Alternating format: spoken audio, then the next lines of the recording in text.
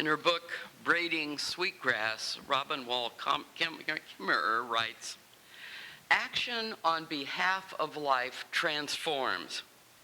Because the relationship between self and the world is reciprocal, it is not a question of first getting enlightened or saved and then acting. We must act even as we become enlightened. Nature teaches us that our work for the earth must be nuanced and steadfast. As we work to heal the earth heals us." Now come, let us worship together this morning. In her book, Psalms for Troubled Times, Barbara Gibson offers this contemporary interpretation of Psalm 60. The earth is angry. She rejects us. She breaks us down. The land is torn with earthquakes. It is cracked and shaken. The people are suffering, and they turn to the idols, money and fame, that make them crazy. Give us something to believe in. Give us a sign that things will improve. The people still love you, Mother Earth, but we need help. Come and inspire us. Earth promises her beauty in the fruit and the grain, in the beauty of the Mississippi River and the glory of Mount Everest. Earth shows us the way in the mighty Columbia and in the gentle Shenandoah Valley. Earth encompasses these wonders. The message is clear, but somehow we miss it. Help us understand, and when we do, to act. Help us to read the messages in the sun and in the water.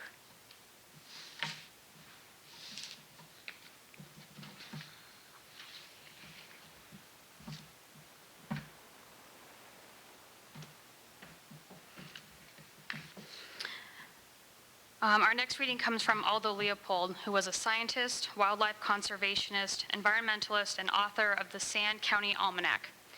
In his book, Land Ethic, he writes, "All ethics rest upon a single premise, that the individual is a member of a community of independent parts. Our instincts prompt us to compete for our place in the community, but our ethics prompt us to cooperate. The land ethics simply enlarges the boundaries of the community to include soils, waters, plants, and animals, or collectively, the land. This sounds simple. Do we not already sing our love for and obligation to the land of the free and the home of the brave? Yes, but just what and whom do we love? Certainly not the soil, which we are sending helter-skelter downriver.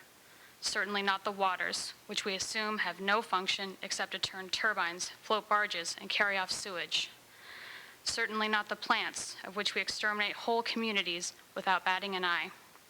Certainly not the animals, of which we have already extirpated many of the largest and most beautiful species.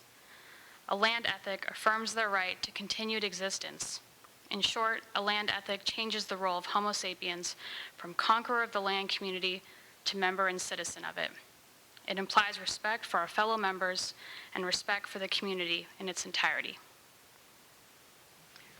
Just 3 weeks ago, after a 2-week journey across the Atlantic Ocean on an emission-free racing yacht, the 16-year-old Swedish climate activist Greta Thunberg arrived in New York. And when she arrived, she was greeted by supporters, some wearing pins that read, "There is no planet B," and singing, "We're going to strike because the waters are rising. We're going to strike because the people are dying."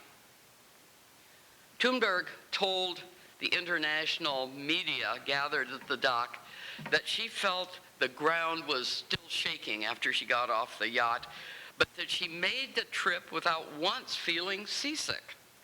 She added, "It is insane that a 16-year-old had to cross the Atlantic Ocean to make a stand." Greta avoids airplanes, which are among the worst sources of carbon emissions. She is also a vegan, part of her personal commitment to living a low-carbon lifestyle. Since her arrival, Thunberg and other young climate activists have been protesting in front of the United Nations before tomorrow morning's, Monday morning's opening of the United Nations Climate Action Summit. Thunberg hopes to spread awareness in the United States about what she calls the climate crisis. And of course, that awareness was being spread with the global climate strike last Friday. I was in Olympia. We had more than 2,000 gathered at the Capitol. And of course, here in Bremerton, you had observers of the global climate strike as well, over 150, many of whom were your UU members here at Kitsap UU Fellowship. So a year ago, Thunberg began skipping school and protesting by herself outside Sweden's parliament. She called it a school strike and demanded that adults do more about climate change. She handed out flyers that she had printed up with a long list of facts about the climate crisis and explained why she was striking. She then posted on Twitter and Instagram, and protests began springing up all over the world, and they spread. Now called Fridays for the Future, the strike has, of course, spread all over the world and involves more than 100,000 students across the globe. One young supporter said he used to be really mad and depressed about climate change. Now he's mad, but he's active about climate change. Now, Thunberg is an amazing young woman. She's spoken at climate rallies in Stockholm, Helsinki, Brussels, London, and she spoke at the United Nations Climate Conference in Poland, where her plenary speech went viral. She's also been nominated for a Nobel Peace Prize. Thunberg said she first learned about climate change when she was 8 years old, and she became very concerned about the future of humanity. She did a TED Talk last year, and then she asked, if burning fossil fuels was so bad that it threatened our very existence, how could we just continue like before? Why were there no restrictions? Why wasn't it made illegal? Now, yesterday, Saturday, there was the United Nations Youth Climate Summit at the United Nations headquarters in New York City. And she was joined there by Jamie Margolin, the Seattle Holy Names Academy student who organized the National Zero Hour group and about whom I spoke a year ago here in this congregation. Jamie's another amazing young climate activist. Well, in a recent speech, Thunberg said, "Our house is on fire. We are facing a disaster of unspoken sufferings for enormous numbers of people. Now is not the time to speak politely or focus on what we can or cannot say. Now is the time to speak clearly. You say nothing in life is black or white, but that is a lie, a very dangerous lie. Either we prevent 1.5 centigrade of warming, or we don't. Either we avoid setting off that irreversible chain reaction beyond human control, or we don't. Either we chose to go on as a civilization on this planet, or we don't. That is as black and white as it gets. There are no gray areas when it comes to survival.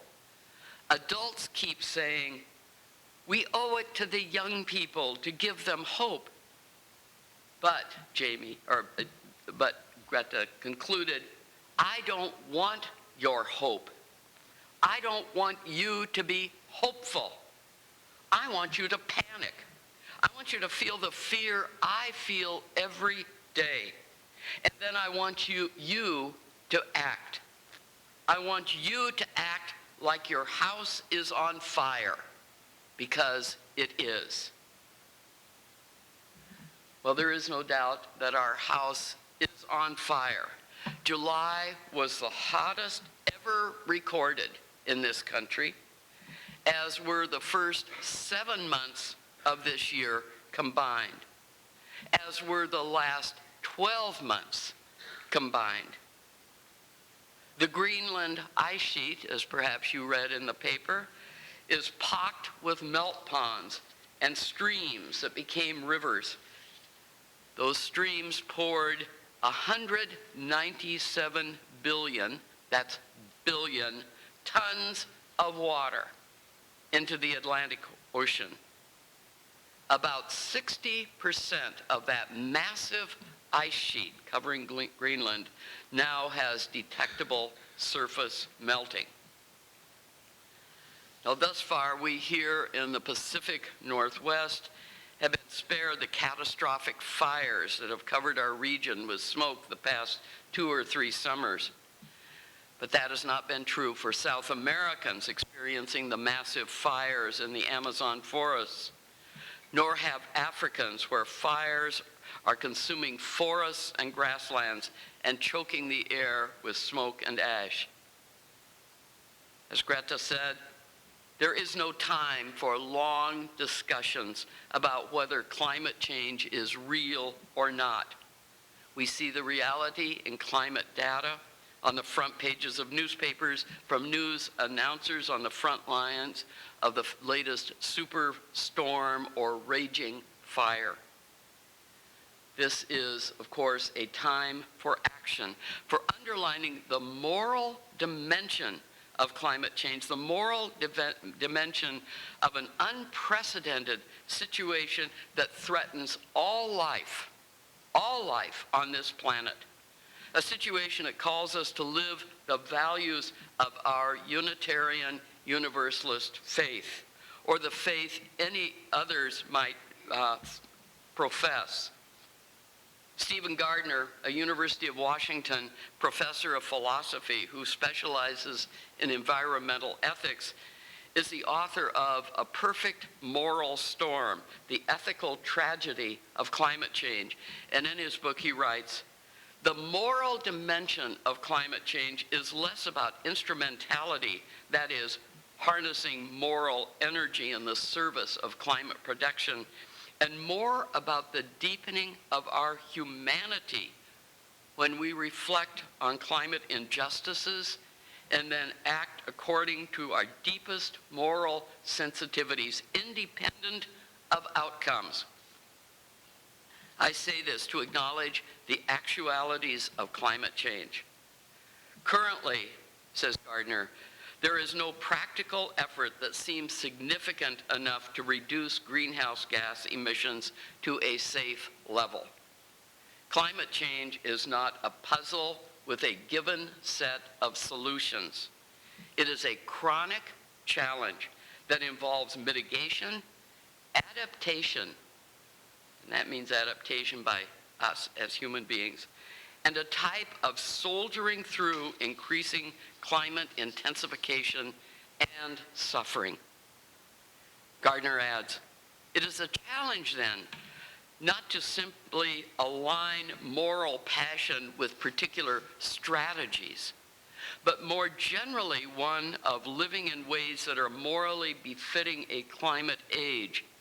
That is, engaging morally with climate change is not about creating a particular result, but about taking a necessary stand in the midst of an unfolding tragedy. To take a stand in the midst of an unfolding tragedy requires of us a quality that Greta Thunberg and Jamie Margolin exhibited yesterday at the Youth Climate Summit at the United Nations. And despite what Thunberg said earlier, that quality is hope. Now, hope has sometimes gotten a bad name. Some might even call it euphemism for denial. But hope, true hope, does not deny reality. Elena Kleinbeck, a Duke Divinity School professor, says, hope begins with a demand for honest confrontation of injustice, pain, and suffering, of hearing stories of those who have suffered those injustices. But hope does not wallow in that suffering, but works then to change the story. The change story, the true story, works to deepen our humanity. Hope arises from a deepened humanity that inspires us then to act. It is this active hope that drives the work of Greta Thunberg and Jamie Margolin. Now, we know how fear and despair reinforce stories of anxiety and scarcity. We've heard it in the political rhetoric about the invasion at our southern border, or about how environmental regulations that protect delicate ecosystems are depriving us of needed resources. Now, such rhetoric fuels resignation and fear of loss, a fear that systems cannot be changed, that we have to continue as we have. But when resignation and fear are put aside, when reality is faced, then active hope becomes possible. And hope, that kind of active hope, is as vital to our lives as is strategy. In other words, how we do things. It is as vital to us as breathing. Congressman John Lewis, the lifelong civil rights activist, writes, if we believe in the divine essence of all human life, then we must allow that same essence rests at the core of all our collective action, including the work of government, as well as the action of protest. If we do nothing in response to the climate crisis, we know exactly what the result will be. Even more destructive heat waves, droughts, fires, growing throngs of desperate environmental refugees. So the moral storm created by climate change requires new ways of thinking, new ways of acting. It requires us to put faces before us as we make decisions on what to buy, how to travel, how to join others in events like last Friday's global climate strike. Requires us to live our values as people of faith about the sacredness and interconnectedness of all life, and to do that with active hope. A number of years ago, Václav Havel, the Czech writer and former president of Czechoslovakia, wrote, "Hope is not the certainty that something will turn out well, but the certainty that something is worth doing no matter how it turns out." As we face what 17-year-old Seattleite Jamie Margolin calls 0 hour, we must come to terms with the climate crisis not only as a scientific issue, but as a moral one that requires us to act regardless of outcome. That is, engaging morally with climate change is not about creating a particular result, but about taking a necessary stand in the midst of an unfolding tragedy on this planet. Active hope does not mean we stand around wringing our hands helplessly in the face of this crisis. It means we begin to work to transform the systems that have brought us to this point. Acting to change systems means getting into this work for the long haul. Systems do not just jump up and say, "Oh, I see your point. We'll act immediately to shut down the oil wells and stop the fracking and shut down all the coal mines and end the processing of fossil fuels in oil refineries." After all, it's taken almost 2 centuries for those industries to become deeply embedded in our culture. It will take a long time to end them. And over those 2 centuries, a whole body of legislation and regulation and deregulation has supported and protected these industries. But legislation and regulations can be rescinded. The hardest part is changing our expectations and habits. Yes, our personal expectations and habits. But the bottom line is this: we need to get out of fossil fuels, period, coal and oil. We need to end fracking and drilling for oil reserves immediately. We need to impose very large taxes on industries now, using those monies to reward those who reduce fossil fuel use. In this country, the United States, those first steps could be accomplished in the next few months if lawmakers at the federal and state level would grasp that this nation and the world have reached crisis level.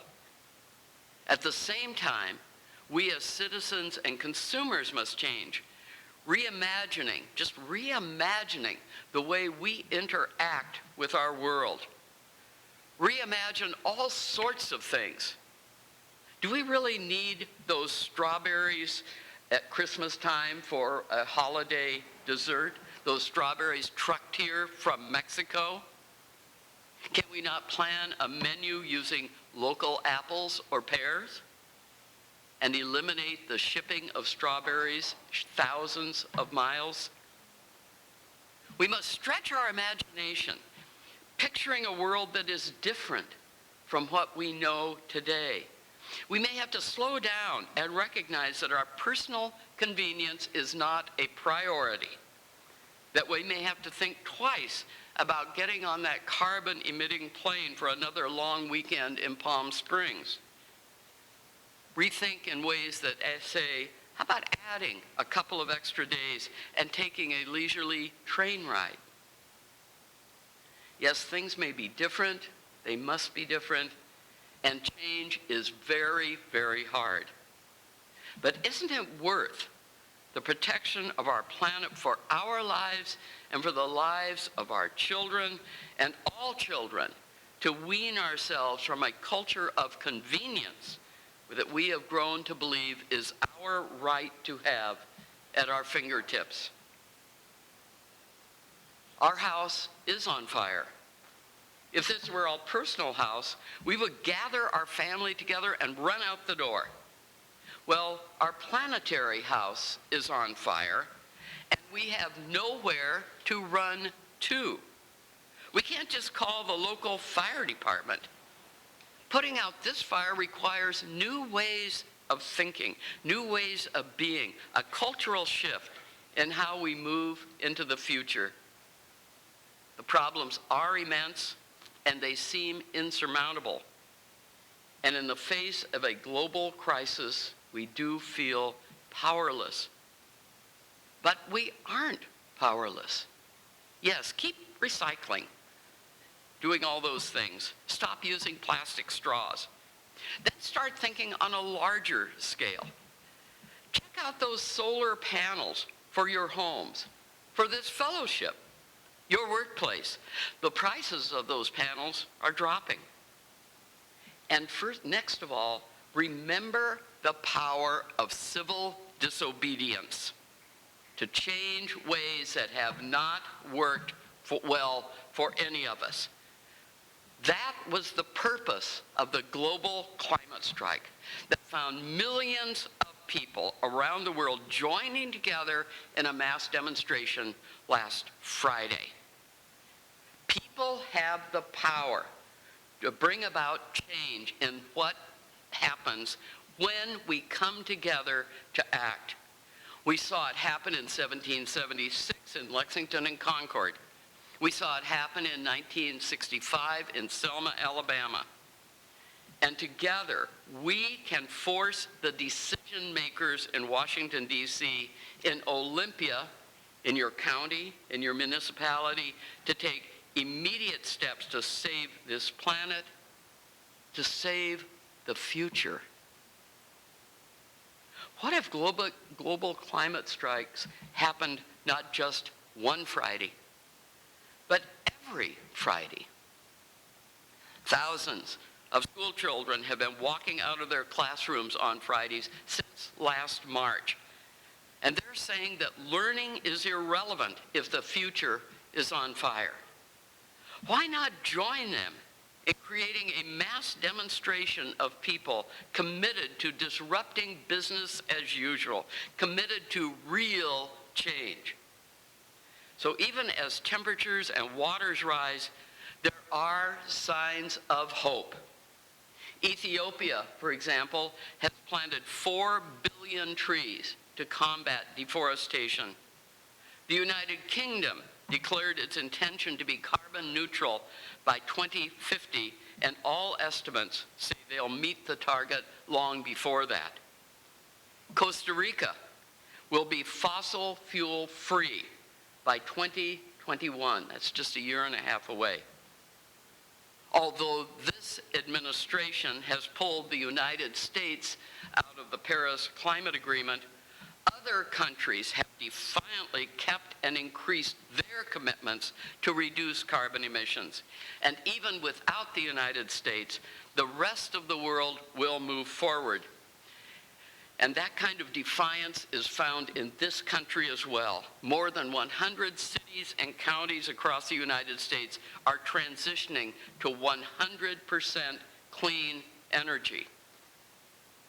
So let's just drop the notion that it is impossible for the average person to make an impact.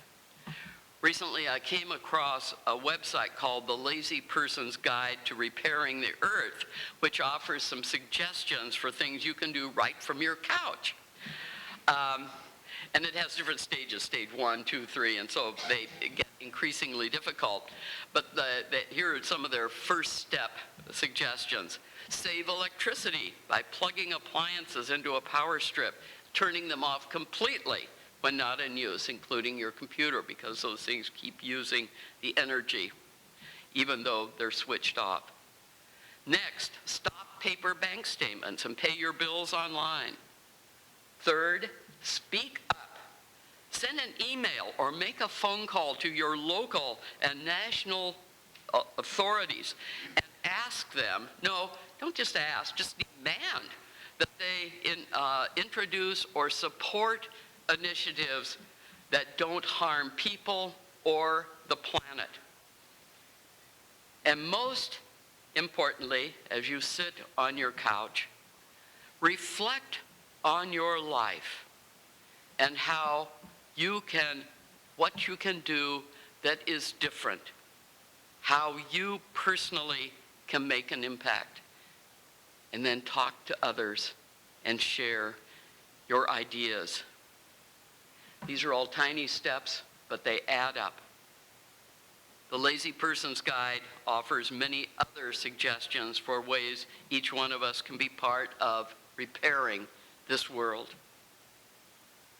The most important task before each one of us is to begin thinking in a new way, to commit to being part of the solution, not part of the problem.